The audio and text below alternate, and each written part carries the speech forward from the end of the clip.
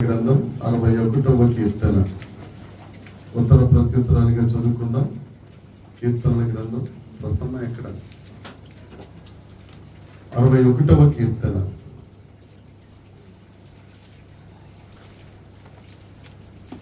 దేవా, నా మొర ఆలకింపుము, నా ప్రార్థనకు చెవియొగ్గుము.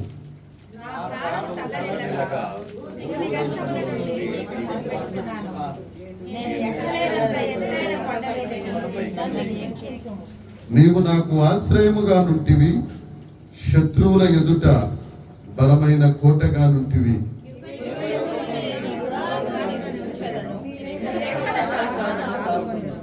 దేవా, నీవు నా మ్రొక్కుబడులను అంగీకరించి ఉన్నావు.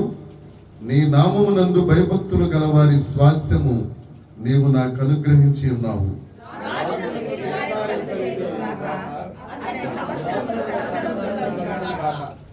దేవుని సన్నిధిని అతడు నిరంతరము నివసించునుగాక.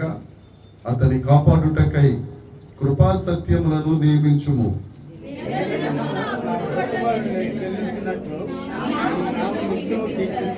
దేవునికి స్తోత్రం కలుగునుగాక. అందరూ కూర్చున్నామండి, కూర్చున్నాం.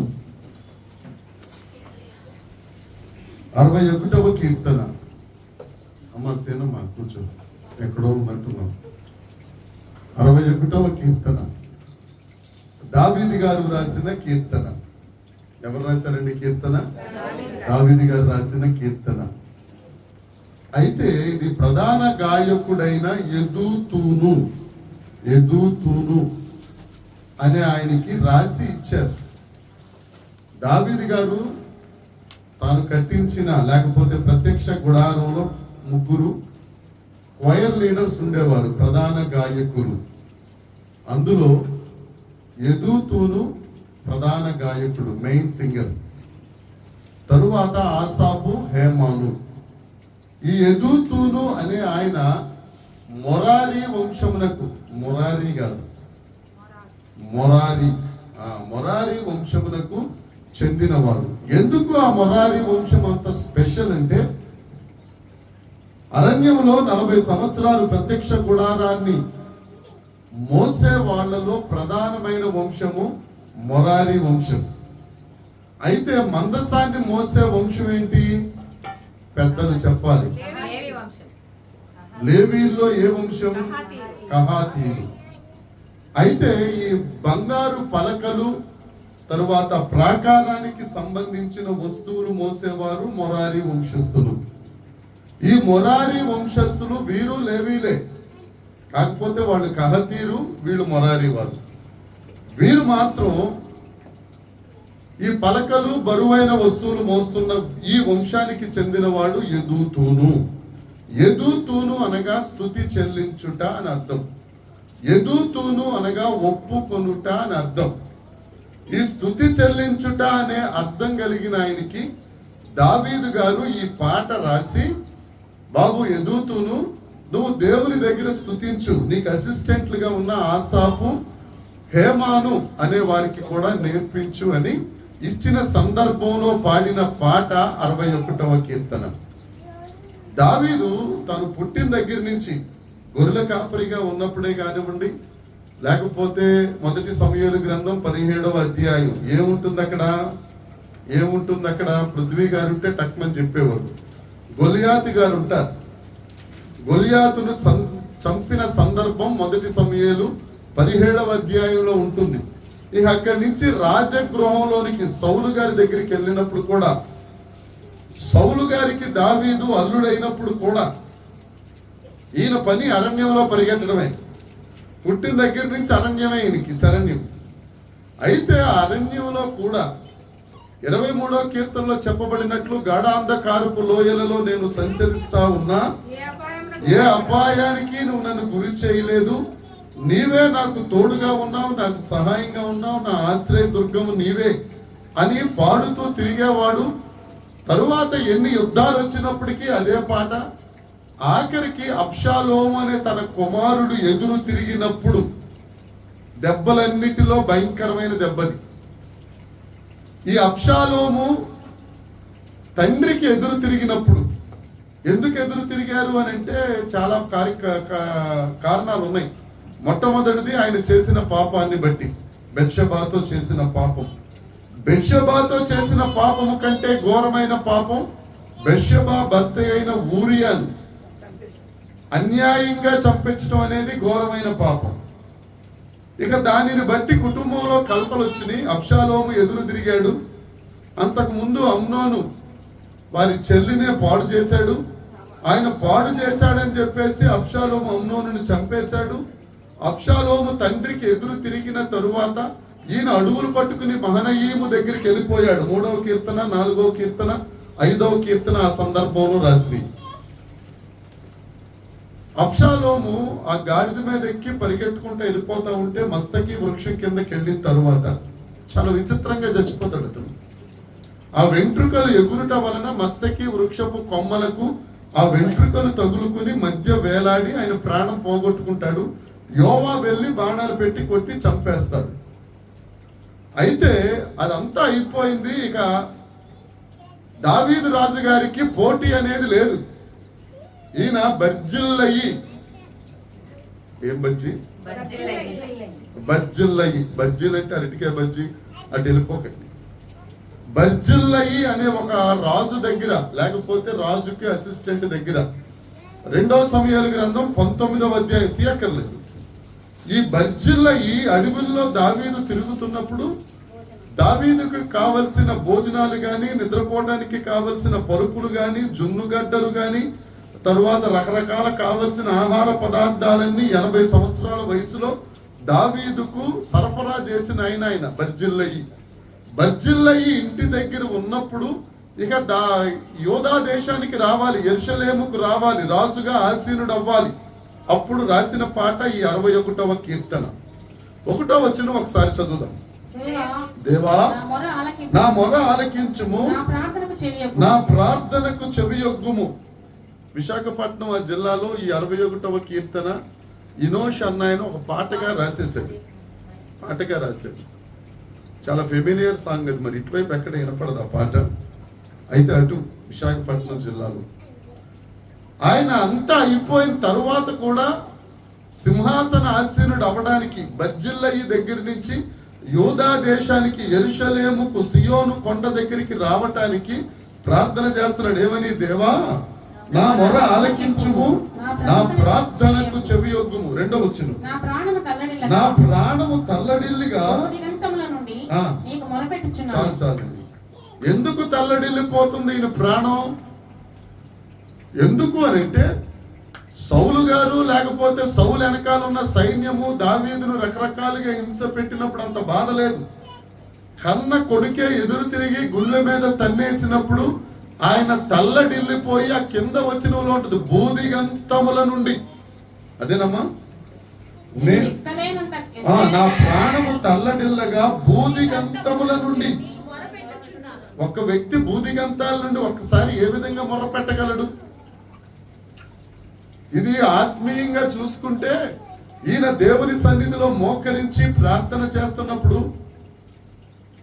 ఆత్మీయముగా భూమంతా ఆయన దగ్గరికి వచ్చి ఇటు ఉత్తరం నుండి దక్షిణం వరకు, తూర్పు నుండి పడమర వరకు తన ఆత్మ సంచారము చేయుచుండగా ఎటు చూసినా ఎడారిలే, ఎండిపోయినా ఎండమావులే అన్నట్టుగా ఆయన పరిస్థితి ఏర్పడినప్పుడు దేవుని దగ్గర తన ఆక్రందం తెలియజేసుకున్నాడు. తండ్రి, ఆ కొన నుంచి ఈ కొన వరకు, ఈ కొన నుంచి ఆ కొన వరకు ఎక్కడికి వెళ్ళిపోయినా నీవు తప్ప నాకు ఆశ్రయము వేరొకరు లేరు.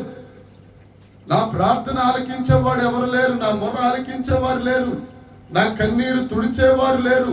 ఈ బూదిగంతములలో ఎటు చూసినా గాని నా కన్నీటిని నాట్యముగా మార్చే దేవుడవు నీ ఒక్కడివే. దేవునికి స్తోత్రం అని చెబుతూ, నేను ఎక్కలేనంత ఎత్తైన కొండ మీదకు నన్ను ఎక్కించుము. ఒక కొండ ఎక్కాలి అని అంటే కొంతవరకు మన సత్తువ, మన కాలు బలం సరిపోతుందేమో కానీ అక్కడి నుంచి కావాలంటే దేవుడు బలమే ఉండాలి. ఇంకో మాట చెప్తున్నానండి, దేవుని కను దృష్టిని దాటి, దేవుని కను చూపును దాటి ఈ బూదిగంతములలో ఏ దగ్గరికి వెళ్ళినా ఆయన ఉంటాడు. అదే దావీదు పాడతాడు, ఆకాశానికి ఎక్కినా నువ్వు అక్కడున్నావు, సముద్రంలోనికి దిగినా నువ్వు అక్కడున్నావు, నేను కూర్చున్నా లేచినా నిద్రించినా నీవు నా పక్కనే ఉన్నావు. యోనా గారు ప్రయత్నం చేశాడు దేవుణ్ణి దాటి వెళ్ళిపోదామని. రాత్రి ప్రసంగం అదే. డిప్రెషన్ లోకి వెళ్ళిపోయి బయలుదేరాడు. ఎక్కడి నుంచి? ఆ ఓడరేవు నుంచి బయలుదేరాడు. నినివే దేవుడు వెళ్ళమంటే ఈయన గారు తర్షీషు బయలుదేరాడు. తీరా ఎక్కడికి వెళ్ళినా కానీ దేవుడు తీసుకొచ్చి మళ్ళీ ఎక్కడ పడేశాడు? ఎక్కడ వాడెక్కాడో అక్కడే పడేశాడు.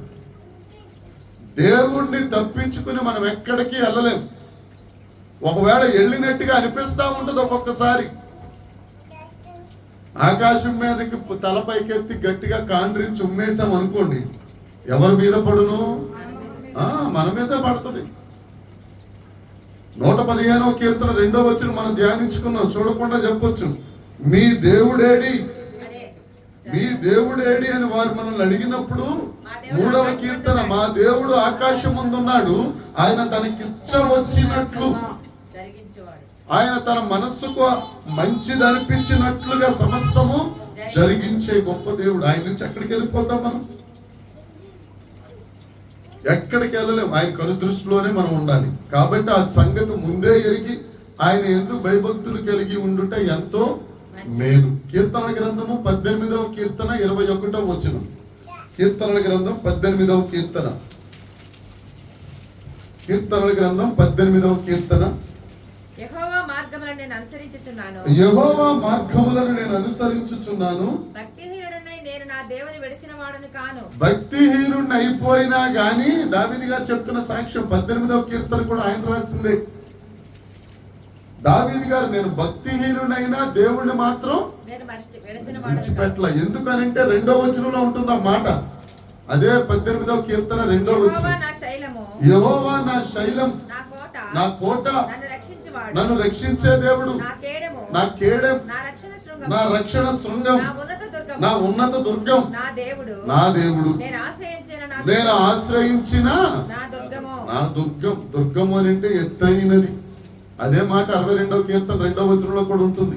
ఆ పక్కనే మనం చదువుకున్న 61వ కీర్తన పక్కనే 2వ వచనం, ఆయనే నా ఆశ్రయ దుర్గము, నా రక్షణ కర్త, ఎత్తైన కోట, నేను కదిలించబడను. యేసుక్రీస్తు నామాలు మనం ప్రతి గురువారం రాజకుమారి చెల్లెమ్మ గారి ఇంటి దగ్గర ధ్యానిస్తున్నాం. ఏమండి, ఇప్పుడు ఎన్నో నామం దాకా వచ్చాం? 60, ఇంకో మాట 65, ఇంకో మాట 63. అది వస్తామంటే మీరు చెప్పండి అమ్మా. చదువుతున్నాం 65, 66, 66 అయింది. ఆవిడే చప్పట్లు కొడుతుంది. ఎందుకంటే మీరు ఎవరు కొట్టరని పూర్తి స్థాయి నమ్మకం అది. కొడదాం, ఇప్పుడు కొడదాం. దేవునికి స్తోత్రం. హల్లెలూయా. 3వ వచనం చదువుదాం. నీవు నాకు ఆశ్రయముగా ఉంటివి, దేవునికి మహిమ కలుగును గాక. దావీదు గారి గట్టి నమ్మకం ఏంటంటే, ప్రభువా నేను నీ పరిధిలో ఉంటే, మనందరికీ కొన్ని తెలుగు పదాలు అర్థం కావు, నీ ప్రిన్సెస్ లో ఉంటే. మా పశ్చిమ గోదావరి జిల్లా వాళ్ళకి ఊత పదం ఒకటి ఉంటుంది, సైడ్ పక్కకని శివరాకరని. భాష చేత కాక కాదు, మాట్లాడలేక కాదు, అది కాస్తంత కవ్వింపుగా ఉంటుందని ఆ మాట ఉపయోగిస్తాం. దేవుని పరిధిలో మనం ఉంటే అక్కడ ఉన్న మాట మనకే. నీవు నాకు ఆశ్రయముగా ఉంటివి, శత్రువుల ఎదుట. మనకి శత్రువుడు ఉన్నాడా లేదా?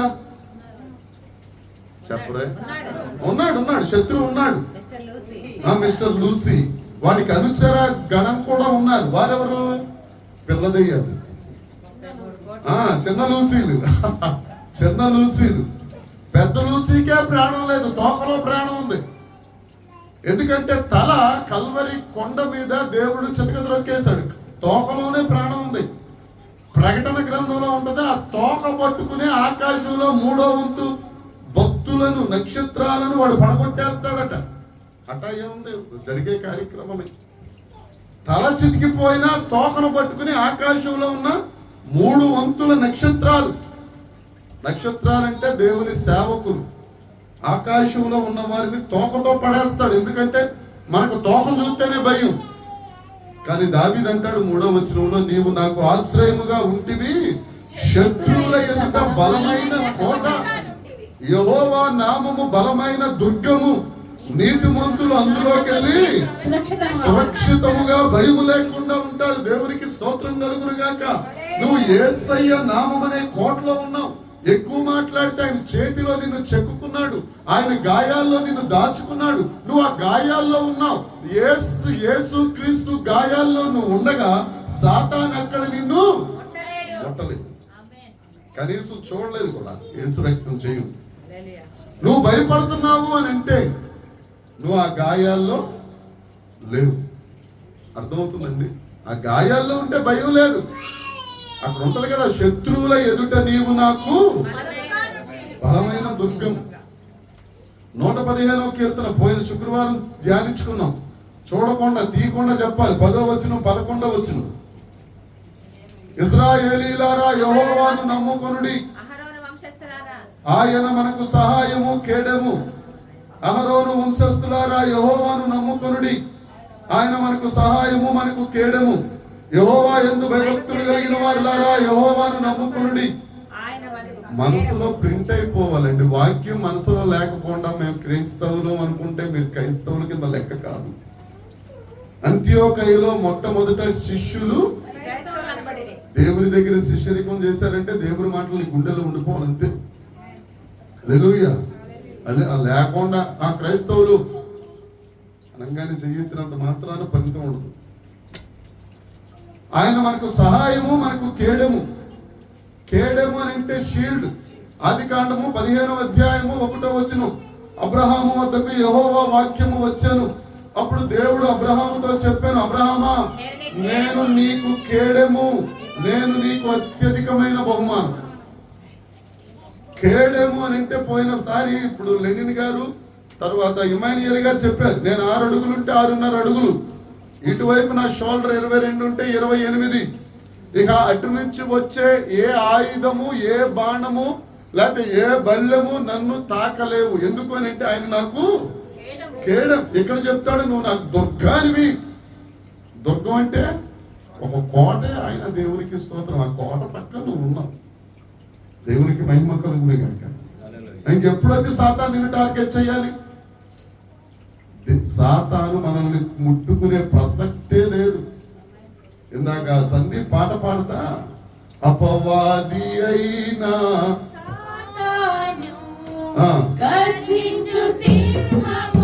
వలే వలే చాలు. అపవాది అయిన సాతాను ఎలాగట? వలే, గ్రామ సింహము వలే. గ్రామ సింహం అనగా ఏమి? కుక్క. కరెక్ట్ సింహం, కొదమ సింహం, యూదా గోత్రం సింహం వచ్చి ఒక గాండ్రించింది అనుకోండి, ఈ గ్రామ సింహం ఎక్కడ ఉంటది? భూతద్దం పెట్టి ఎదిగినా ఉండదు. అది వెళ్ళేటప్పుడు మామూలుగా తోక పైకి ఎత్తుకునే అందదు, తోక ముడుచుకుని పరిగెడుతుంది. ఆ కుక్క ఏ విధంగా పరిగెట్టునో ఈ అపవాది కూడా ఆ విధంగానే పరిగెత్తును. దేవునికి స్తోత్రం కలుగును గాక. 4వ వచనం చదువు. యుగ యుగములు నేను నీ గుడారములో నివసించెదను, నీ రెక్కల చాటున దాగుకొందును. దేవునికి స్తోత్రం కలుగును గాక. ఏమండి, యుగ యుగాలు ఎక్కడ ఉంటారట దావీదు గారు? దేవుని ప్రత్యక్ష గుడారంలో. ఈయన గారు గుడారంలో ఉండడానికి లేవీడు కాదు. ప్రధాన యాజకుడు అవ్వాలి అని అంటే లేవీడై ఉండాలి. కనీసం ఒక యాజకుడు ఆఖరికి బలిపీఠం దగ్గర బూడిదెత్తాలన్నా ఈయన రానివ్వరు. ఎందుకంటే ఈయన యూదు వంశస్థుడు, లేవి వంశస్థులే ఉండాలి. కానీ ఇక్కడ ఇచ్చిన స్టేట్మెంట్ ఏంటో చూడండి, యుగ యుగములు నేను నీ గుడారములో నివసిస్తాను. ఒకవేళ దేవా ప్రత్యక్ష గుడారము శారీరకంగా ఉన్నా అక్కడ లేవీలు ప్రధాన యాజకులు ఉన్న ప్రధాన యాజకుడు కూడా ఎన్నిసార్లు వెళ్ళాలి? సంవత్సరానికి ఒక్కసారే. ఎంతసేపు ఉండాలి? కొంతసేపే. నాకు ఎక్కువ భలే ఇష్టంగా ఉందండి, సువాసన అదిరిపోయింది, ఇక్కడ కరుణాపీఠం బాగుంది, ఓ సెల్ఫీ తీసుకుంటాను, ఓ ఫోటో తీసుకుంటాను. నిన్న పెట్రోల్ కొట్టించడానికి వెళ్తే వీళ్ళకి ఎక్కడా చోటు లేని అక్కడ సెల్ఫీలు తీసుకున్నారు వీళ్ళిద్దరు. ఆ మందస్సం దగ్గరికి వెళ్ళి సెల్ఫీ తీసుకుంటానంటే యేసు రక్తం జయం, దేవునికి స్తోత్రం పాట పాడేయడమే. ఆ నడుంకి ఒక తాడు ఉంటది, మంచి నల్లని తాడు. ఆ గజ్జల లేదా గంటల సౌండ్ వినపడదా, లాగేయటమే వెనక్కి. లాగేసిన తర్వాత పరదేశులము పాడపాడు, లేదా పరలోకము, ఈ పాటన్నా పాడు. మరి ఎందుకు రెండు పాటలు అప్పుడే పాడతారు, మరి ఇప్పుడు అవుతుంది నాకు అర్థం కాదు. ఈయన అంటారు యుగ యుగములు నేను నీ గుడారంలో నివసిస్తాను. ఎందుకు అని అంటే అది మనకు పేతురు పత్రిక 2వ అధ్యాయము 9వ వచనంలో దొరుకుతుంది ఆన్సర్. ఏమిటంటే అది చీకటి నుండి ఆశ్చర్యకరమైన వెలుగులోనికి ఆయన గుణాతిశయములను ప్రచురపరచు నిమిత్తం రాజులు మనమే, దేవునికి స్తోత్రం కలుగుతుంది. ఆమేన్. రాజులైన యాజక సమూహం ఒక చేత్తో రాజరికం చేస్తా, ఒక చేత్తో పూజరికం చెయ్యాలి. దాన్ని బట్టి రాబోతున్న కాలాన్ని చూసి ప్రవచనాత్మకంగా దావీదు గారు రాసిన మాట, యుగ యుగములు నేను నీ గుడారములో నివసిస్తాను. తర్వాత నీ రెక్కల చాటున, ఎక్కడట రెక్కల చాటున, ఎక్కడున్నాయి ఆ రెక్కలు? అతి పరిశుద్ధ స్థలంలో మందసము పైన కరుణాపీఠం, ఆ కరుణాపీఠము పైన ఒకదానికొకటి ఎదురుగా స్వరూపులు, వాటి మధ్య నుండి దేవుడు మాట్లాడుచుండగా ఆ రెక్కల చాటు నేను ఉంటాను ప్రభువా. దేవునికి స్తోత్రం. ఈయన ఆశామాషిగా గుడారంలోకి వెళ్ళి ఒక పక్కన కూర్చుని హల్లెలూయా స్తుతి మహిమ పాడుకునే రకంగా ఈయన ఎవరు? దావీదు గారు. మనమైతే అదే పాట ఒకడు పాడుతూ ఉంటే మనకెందుకు, వాళ్ళు పాడుతున్నారు కదా పాడిన తర్వాత సపర్లు కూడా వాళ్ళే కొట్టుకుంటారు. అవకాశం ఉంటే కంజర ఒకటి ఇచ్చేస్తే కంజర కూడా వాళ్ళే కొట్టుకుని వాళ్ళే పాడుకుంటారు. మనం జాగ్రత్తగా ఎన్ని పేర్లు ఎటు తిరుగుతున్నాయో చూడొచ్చు. అలాంటి వాడు కాదు ఈయన. నీ రెక్కల చాటున, హన్నా అంటది, హన్నా భర్తతో. 1 సమూయేలు గ్రంథం 1వ అధ్యాయం 22వ వచనం ఒకసారి చదువు పెట్టినాము. 1 సమూయేలు గ్రంథం 1వ అధ్యాయం 22వ వచనం.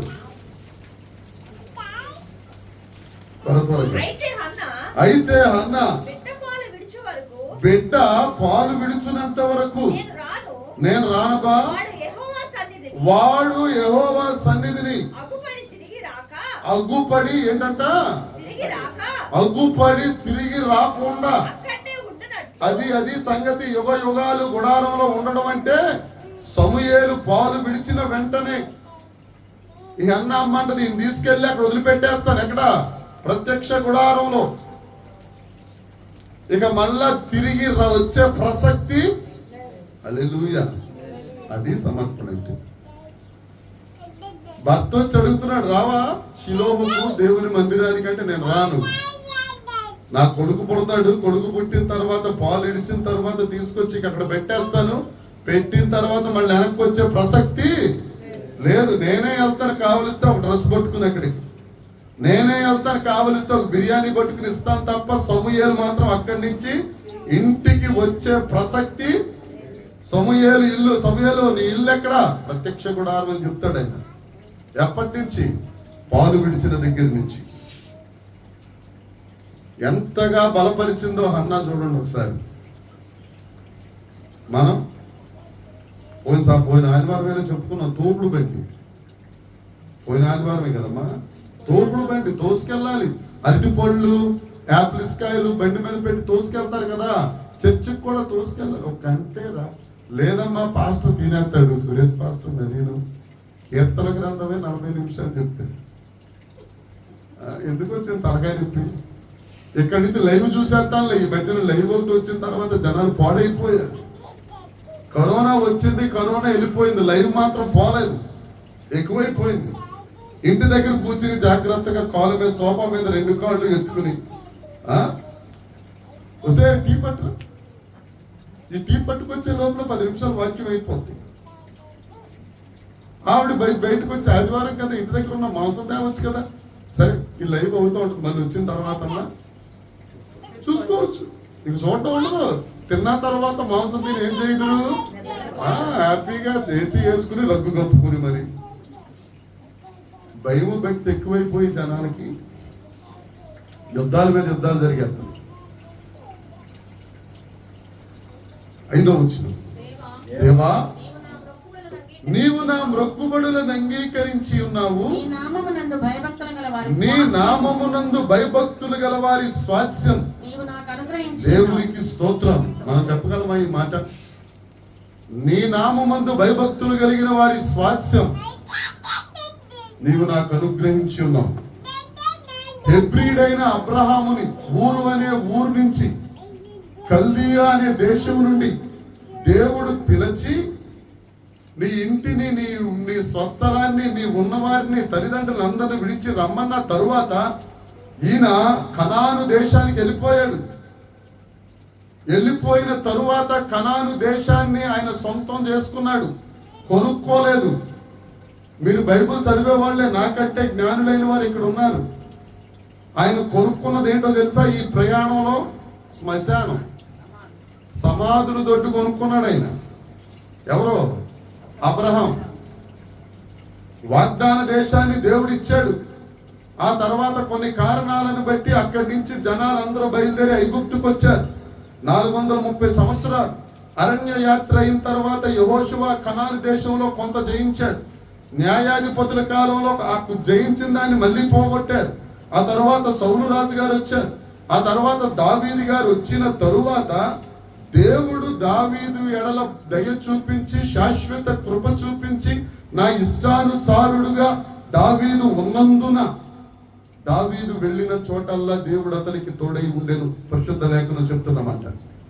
దావీదు అడుగు పెట్టిన యుద్ధం జయమే తప్ప తిరిగి రావడం అనేది లేదు. ఒకే ఒక్క దగ్గర సంవత్సరం యుద్ధం. ఎక్కడెక్కడ? పోయినసారి చెప్పారు, పోయిన వారం. మాకెందుకు గుర్తుంటుందండి, 7 రోజులు అయిపోతే. రెబ్బా మీద మాత్రం సంవత్సర కాలం యుద్ధం చేస్తానే ఉన్నారు, కానీ విజయం రాలా. ఎందుకో తెలుసా? 57వ కీర్తన రాసిన తర్వాత విజయం వచ్చింది. పశ్చాత్తాపడిన తరువాత. చిన్న పట్టణం రబ్బా, రాజ్యం కూడా కాదు. ఇక్కడ చెప్పిన మాట అది, నీ నామము యందు భయభక్తులు గలవారి స్వాస్యము నీవు నాకు అనుగ్రహించావు. అంత విశ్వాసవీరుడైన అబ్రహామే శ్మశానాన్ని కొనుక్కుంటే, దేవుని యందు భయభక్తులు కలిగిన దావీదు కనాను దేశం ఆ చుట్టుపక్కల అంతా యుద్ధం చేశాడు, జయాన్ని పొందుకున్నాడు, సింహాసనాసీనుడిగా ఉన్నాడు. దేవునికి స్తోత్రం.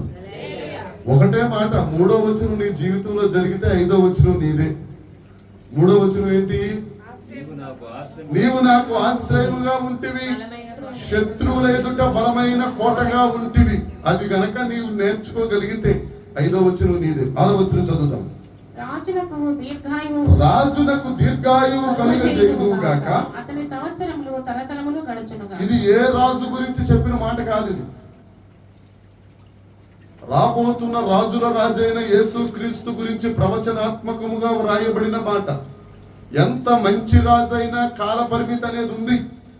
70 సంవత్సరాలు, 80 సంవత్సరాలు, 100 సంవత్సరాలు, లేదా 102 సంవత్సరాలు బ్రతకాలి. ఆ తర్వాత ప్రభువునందు నిద్రించాలి. ఇక్కడ ఉన్న మాట ఏంటి? రాజునకు దీర్ఘాయువు, అతని సంవత్సరములు తరతరములు. 2వ సమూయేలు గ్రంథం 7వ అధ్యాయంలో దావీదు గారికి దేవుడిచ్చిన వాగ్దానం, దావీదా, నీ సింహాసనము మీద ఒకడు ఉండక మానడు, నీ దీపం అనేది ఆరిపోదు, నేను వానికి శాశ్వత కృప చూపిస్తాను అని దేవుడిచ్చిన వాగ్దానము నెరవేర్చబడినట్లు దావీదు గారు రాసిన ప్రవచన వాక్యది. రాజు వస్తారు, ఆయన దీర్ఘాయువు ఉంటారు. ఆ రాజుగారు వచ్చారు, మన కొరకు ప్రాణం పెట్టారు, ఆఖరి రక్తం బొట్టు వరకు రక్తం చిందించారు. అందరూ చూచుచుండగా 40 రోజులు ఈ భూమి మీద సంచరించి 500 మంది 1000 కళ్ళు ఆయన చూస్తుండగా ఆరోహణమై వెళ్ళారు, మరలా రాబోతున్నారు. దేవునికి స్తోత్రం కలుగును గాక. చప్పట్లు కొట్టి ఆ దేవుడిని మహిమపడతాం. దేవునికి మహిమ కలుగును గాక. దేవతలను బడివారు అనేకులు గలరు, కానీ వాళ్ళు ఏదేదో చేశారు, కానీ తిరిగి లేచిన వారు ఎవరు లేరు. యేసుక్రీస్తు ప్రభువే తిరిగి లేచిన వాడు. దేవునికి స్తోత్రం. మరలా నేను తిరిగి వస్తానని చెప్పిన వాడు అసలు లేడు. యేసయ్యే దేవుడు. దేవునికి స్తోత్రం. తిరిగి వస్తానని చెప్పాడు. ఆయన తిరిగి రాబోతున్నాడు. ఆ కాలానికి సమీపంగా ఉన్నాం. ఇప్పుడు ఇజ్రాయెల్ మీద యుద్ధం జరుగుతుందంటే ఇజ్రాయేల్దే విజయం. కళ్ళు మూసుకుని చెప్పొచ్చు, ఎందుకంటే వాక్యం చెప్తుంది కాదు. ఇంకా కొంతకాలం తప్పకుండా యుద్ధాలు జరుగుతాయి. దేవుడు వస్తాడు, యేసు రక్తం చేయకు. ఇప్పుడప్పుడే ఇజ్రాయిల్ అనేది ఓడిపోయే ప్రసక్తే లేదు. ఆఖరి వచనం చదువు, 7వ వచనం. దేవుని సన్నిధిని అతడు నిరంతరము నివసించునుగాక, అతని కాపాడుటకై సత్యములను నియమించుము. ఎందుకు రాశారు ఈ మాట? అసలు నేను ఉపోద్ఘాతంలో చెబుతున్నప్పుడే అబ్షాలోము చనిపోయిన తరువాత బర్జిల్లయి దగ్గర విజయం సాధించిన తర్వాత ఎందుకున్నాడు పాస్టర్ గారు అని మీరు అడగాలి. కానీ మీరు అడగరు. ఎందుకంటే నేనంటే మీకు విపరీతమైన భక్తి. పాస్టర్ని ఎందుకులే అడగటం, పెద్దోడు కదా పాపం ఎత్తున్నాడు అని గౌరవం నేనంటే మీకు అడగరు. కానీ మనసులో మాత్రం అడగాలని ఉంటుంది. ఎందుకున్నాడో తెలుసా? ఎప్పుడైతే అబ్షాలోము ఎదురు తిరిగాడో ఇజ్రాయేలు జాతి ఒకటి, 10 గోత్రాలు కలిపి ఇజ్రాయేలు, 2 గోత్రాలు కలిపి బెన్యామీను. ఏమండి, బెన్యామీనా యూదా? యూదా గోత్రం. వాస్తవంగా సైలెంట్. 10 గోత్రాలు కలిపితే ఇజ్రాయేలు, 2 గోత్రాలు కలిపితే యూదా. ఈ ఇజ్రాయేలీలందరూ మీటింగ్ పెట్టుకున్నారు. చూడండి ఒకసారి 2వ సమూయేలు గ్రంథం 20వ అధ్యాయం 6వ వచనం. 2వ సమూయేలు గ్రంథం 20వ అధ్యాయం 6వ వచనం. 2వ సమూయేలు 20వ దావీదు అబీషైను పిలిచి, ఎవరట? బిక్రీ కుమారుడైన షేబా అబ్షాలోము కంటే బాబోయ్. చూసారండి ఎందుకున్నాడు బర్జిల్లయి దగ్గర?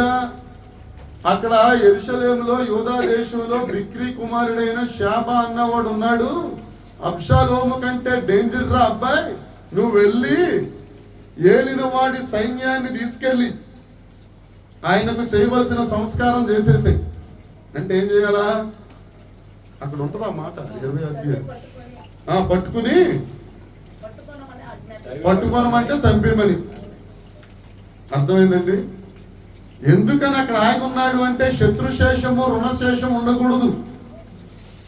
ఆ బిక్రీ కుమారుడైన షేబా ఎదురు తిరిగి, ఈ దావీదు ఎలా రాజుగా ఉంటాడు? మనకి ఆడ కొడుకే ఎదిరించాడు కదా, ఇదే మంచి సమయం, అనుకూల సమయం, దావీదును గద్దె దింపేద్దామని చెప్పి కుట్రకోటం పెట్టాడు.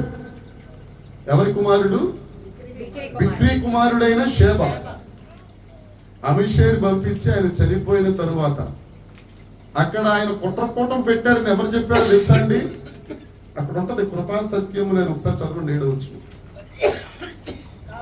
దేవుని సన్నిధిని అతడు నిరంతరము నివసించునుగాక, అతని కాపాడుటకై కృపా సత్యములను నియమించుము. దేవునికి స్తోత్రం.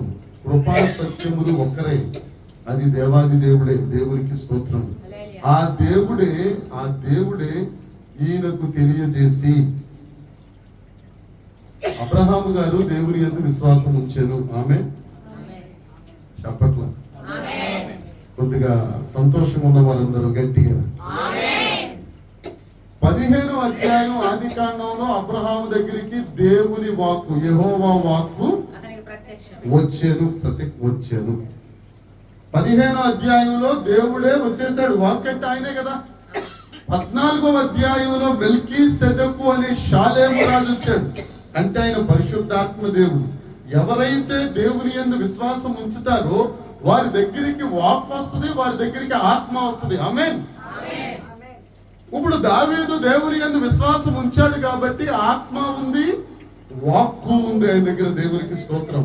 నీ దగ్గర దేవుని ఆత్మ ఉంటే యోహాను సువార్త 14వ అధ్యాయం, సత్యస్వరూపియగు ఆత్మ జరుగబోవు కార్యములను మీకు తెలియజేయును.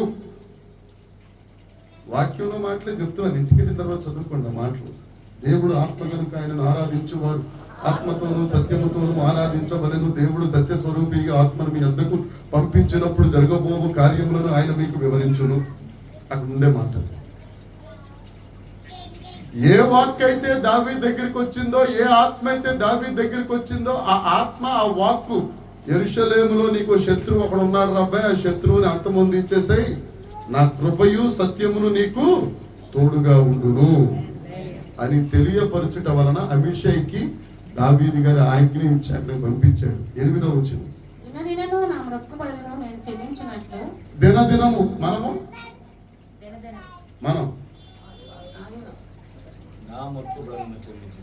చెల్లిస్తారులేండి. దినదినమా ఆదివారం ఆదివారం అబ్బే